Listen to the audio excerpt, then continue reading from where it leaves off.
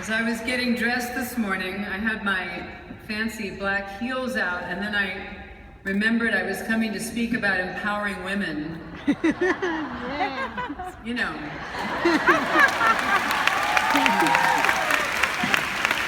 I don't feel as empowered when I'm like this. Thank you for having me. I'm so grateful to meet Nyiradza and get to speak with her.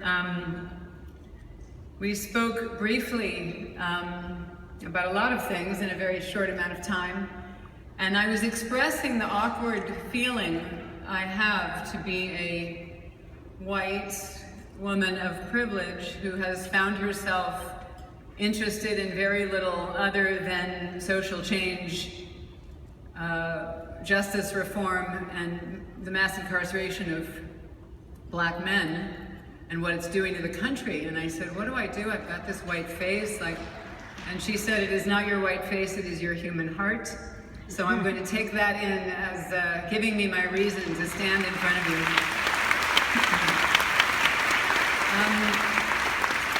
I speak sometimes at events like this, and but this one in particular, empowering women. And then I read the whole mission statement.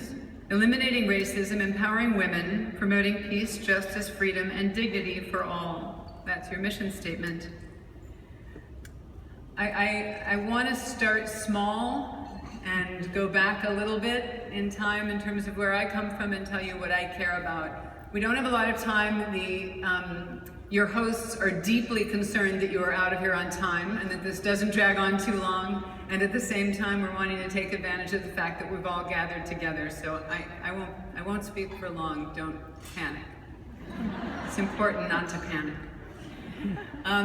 When I was in my 20s, I found a favorite poem, and a line from that poem that I grabbed onto, a Rilke poem, was, I want to be with those who know secret things or else alone. And I read that and thought, yes, I've really always been terrible at empty conversation and have found, as a woman especially, one of our great gifts is to gather, and within 60 seconds we're talking about what's real. And this has been an afternoon where we have spoken about what is real. So, I was asked to come here partly because of the work that I do, and given what's been discussed today, to talk about what it was like being on Mad About You seems a little bit empty, but one way I can do it is to briefly just share with you in some of the work I've done that maybe you've seen. We can meet each other by sharing what parts of those characters are really true about me. I started acting when I was 9 years old. The first movie I did was a television movie called Pioneer Woman. I was the pioneer daughter. It was sort of Little House on the Prairie if she'd been a single mother. And this woman takes me and my little 8-year-old brother out west. And I remember noticing, I'm in a movie where there's no dad and the mom is in charge of everything.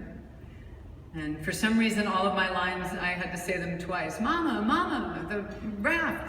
I don't know why they thought that's how kids spoke in the Old West. That's what they hired me to do, so that's what I did. After that, I was in every TV movie you've ever seen. If you're up late, flipping around, you'll see me being the girl's friend, the girl who the boy likes that the main girl wanted to like. I was turned down by so many employers, given that I'm 52 and I started when I was 9. I can't even do the math in terms of how many jobs I was sure would be the thing that would make me happy and make me well known and give me a career, and then all those jobs go by and really you find out that's not what was as important. I had a roommate in my 20s who had a very good friend whose name was Paula, and her husband's name was Paul, and that turned out to be Paul Reiser, and we met just eating a salad over a sink, and he showed me this television show that was going to try to look at what happens when two people try to love each other over time, and I got very interested in that and got to do that work with him. And then right about that time, interesting parts finally started coming my way. I hear a lot, what was Jack Nicholson like to work with? And he was fantastic. But what I can say about that movie that I know so many people saw, the thing in me that was in that character was that she listened, and what people said, the words people said to her mattered. And it was brilliantly written because they matched that character with someone who says the worst things anyone has ever said. And I have to say, if I'm trying to let you know me, that's me. I'm listening, and what people say matters to me. I got to play a whole bunch of parts in a whole bunch of wonderful movies, and just a few years ago, got to be in a movie called The Sessions, which I don't know how many people saw that movie. If you haven't, I recommend it. I didn't make it, but I recommend it. And the reason it's relevant to today, I think, is that it's a movie about healthy sexuality, which, given one of 3 women in the room have survived sexual abuse, 1 of 5 men have survived sexual abuse. Given that we are awash in images, where to sell a watch, a woman's in her underwear, given that, you know, the underbelly of pornography, I've learned, is sex trafficking, given that all that is true, to get to be in a movie and try to embody the fact that there is, in all of this, somewhere, such a thing as healthy sexuality, and that is a human right, and one that we all have a right to claim. And if we have to do that through trauma therapy to step through what we've been through, or by paying it forward and helping other people do that, I'm proud to leave that movie behind and to have been a part of it, because movies have been good about looking at sexual violence, I believe, and maybe not as good about looking at healthy sexuality. My business changed totally. It went from making big movies like the ones I just described about human beings speaking to each other, to polarizing, and you were either in Spider-Man or a tiny little indie movie that very few people saw. And I found myself right in the middle going, well, they don't want me for Spider-Man, and these are the things that I seem to care about. So I began to make movies of my own. I wrote and directed 2 films that you can see on your iTunes or your Netflix. One's called Then She Found Me, and I'm in that with Bette Midler and Colin Firth and Matthew Broderick, and the other's called Ride, that came out last year. And in both of those movies, they're both comedies, but one looks at betrayal and this idea that you can only really love till you've made peace with betrayal, and the other has to do with what happens when you lose everything that you thought sustained you. What sustains you after that? So that's what I have to say about the work part. But where I come from, it turns out, is sort of relevant to what everyone has spoken about tonight and the mission of the YWCA, Silicon Valley, particularly, actually. I got very interested in my genealogy a few years ago, and I found out some things I didn't know. On my father's side, I knew that there was Wasp and there was Jew. There was my father's mother, Rothenberg, and my father's father, Hunt. And I assumed I was going to look at the Jewish heritage I had and find great stories of suffering, and that I would look at the Wasps and that they had it easy and, you know, I don't know, reap the benefit of others' hard work. And I found out that the Jews did just fine. They escaped Germany, came to Northern California during the gold rush, and thrived. And I found out about a woman named Augusta Merrill Barstow Hunt, sounded very waspy to me, who is my great-great-great-grandmother. She was married to my great-great-great-grandfather, George S. Hunt, who lived in Portland, Maine, and had a trading company. They traded sugar. And I found out, pulling one thread after another, that sugar means alcohol, and that the streets of New England at that time were awash in alcohol and alcoholism. Apparently outside of many clothing stores was a barrel and a ladle. And New England in particular was awash in this disease, although no one knew it was a disease. And I was told that Augusta was a formative member of the YWCA, the Women's Christian Temperance Union, to which I rolled my eyes and went, this isn't going to be fun. I'm picturing a lot of sort of brittle white women gathering, drinking tea and telling people not to drink. Well, they took me to the meeting place of the Women's Christian Temperance Union, where women gathered together to empower each other, to end domestic violence, to offer support for families dealing with addiction and abuse. The walls of this place were lined with books with titles like Drink and Its Effects, The Effect of Ardent Spirits on Men, Practical Facts for Practical People, Alcohol, and I suddenly got it. This was friends and families of alcoholics gathered together for mutual aid. I don't know if that sentence sounds familiar to anyone, but if it does, I'm right with you. And it finally dawned on me, these women had started the first Al-Anon meeting. Before Bill W., before Lois, these women were gathered to get support, to network, to be there for when women were in trouble, often at the hands of addiction and abuse. At that time in Maine, there were very few nursery schools for people of means and none for people who did not have money. There were no women's guards in prisons and no women's prisons. There was no such thing as domestic violence, so if you picked up the phone or went to the police station and said, my husband is beating me, they had nothing to say because it wasn't against the law. And I found out that Augusta Merrill Barstow Hunt devoted her every waking moment to answering those needs. So putting women's guards in prisons, creating women's prisons, creating and funding nursery schools, and all of that wrapped around the suffrage movement. And I have an article that I wish I could put up on the screen. There's a picture of her on the front page of the paper in Portland, Maine. At 90 years old, she was asked to be the first woman to vote in her district because she had done such an incredible amount of work.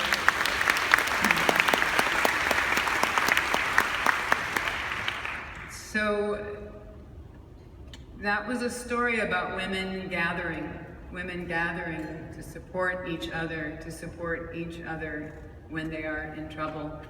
On my mother's side, I have a grandmother named Dorothy who I grew up knowing. She was a piano teacher, violinist, singing teacher, 2 alcoholic husbands. The first one came home and said, we're moving to Oregon. And she said, oh, I'm not moving. She was this big.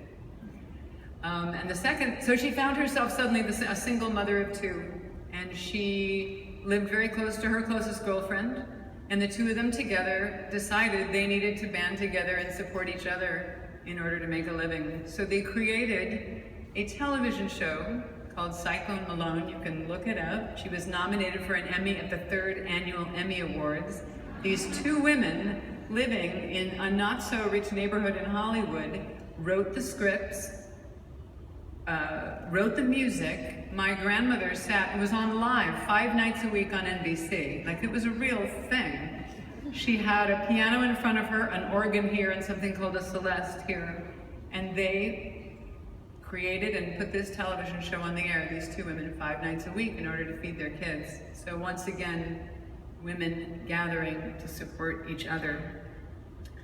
I gather with women, and that's why it's a special privilege to be here with you today. I have a group of women that I gather with. We gather when things are going well. We gather when things are falling apart. We gather to try to save our marriages or survive our marriages or get out of our marriages. We gather to support our children or survive our children in terms of the ups and downs that someone said to me recently, your pre-teenage daughter is getting on a roller coaster. She doesn't want you on the ride. She wants you safely on the ground. So I gather with these women in order that we can support each other.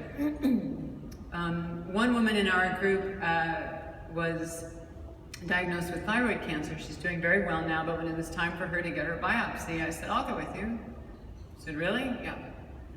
So I don't know, I sat with her, I had my hands on her feet while they do this thing where they take a bite out of her thyroid to check it. And she said, this isn't bothering you? And I said, no, because I know the little secret that you get so much more out of showing up for something like that than the person for whom you show up for. And she said, boy, you're really showing up for me. And the technician, while she was working on her, said, women show up. I thought, she's seen a lot. She's seen a lot. And I think in terms of what I'm working on in the future, it happens to dovetail exactly with what Nyarata and I were talking about before we came in, and what I've heard tonight, and that is looking at what does Ubuntu mean? I am because you are, I am because we are. And so many of you have, I'm sure, seen lately that our president went into a federal prison and sat in a circle with many are first-time drug offenders. They have one nonviolent drug arrest and they're in prison life without parole. And the sort of rippling effects of that on all of us. And I've just, if you're talking about any racism, I want to put a pitch in for a book that I'm a little bit obsessed with called The New Jim Crow. I don't know if anyone's read it, but if you are not African American, and maybe even if you are, I just spoke to an African American woman who had the same experience. I felt like I suddenly saw where I'm living, the beauty and the anguish of the country that I'm living in, and the truth and reconciliation that is on the verge of happening, I pray. But I tripped upon, at a very difficult moment in my own life, a process called restorative justice. And in the 4 minutes I have left, I will never be able to explain it properly. Some of you, I'm sure, have read about it, but it's an alternative to the punitive justice system. We're the most punitive country in the world. I'm sure a lot of you know that, more than North Korea, more than China, more than Russia. We are the most punitive, incarcerated country in the world. And the punitive justice system, as I understand it, asks who was harmed, what law was broken and how should they be punished. And restorative justice asks who was harmed, what do they need, who is best suited to meet those needs. So it takes our maybe well-intended system and turns it around. So it is victim-driven, and often what the victim needs is to know that to make less pain, not more pain, to promote healing both for themselves and for the perpetrator, so that there is not more offending and more offending and more offending. How far does Ubuntu reach, I think, is the question that we're being asked, and I'm very grateful we have a president who is finally asking it. And so I gave a speech sort of like this once, and I shared that I was interested in this work and had taken an African American Studies class, and there was a Q&A after, and someone said, "Why are you taking that?" I just found that such a perplexing question, and I hadn't heard the word Ubuntu yet, but I guess that's the answer. I read some of Martin Luther King's writing, and he talks about how we will not be healed until we are all healed. The men and women who sat at the lunch counters and the people who abused them, everybody needs to get healed in order for us to be healed. I really, with my white face and my acting career, nevertheless, I believe that more and more, and the more victim and offenders that I speak to, and I'm speaking to a lot right now, I've come to believe it's true. I am because we are, and we will not be healed until all of us are healed. So I just want to thank you for inviting me. Anytime women and men are gathering to support women and men, I am grateful to be a part of it. I got so much from meeting Nyarata and from getting to hear about the work that you're doing. I plan to tweet about it to 1 million people on my way home. And I just want to express my gratitude for having me be here and for all the check writing I saw going on to fund what's happening here. Thank you so much.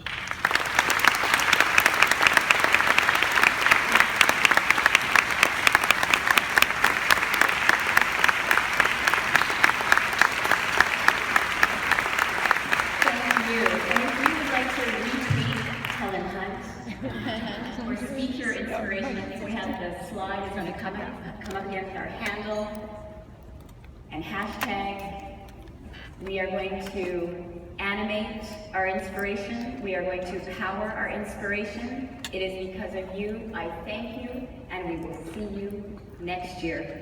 All the best.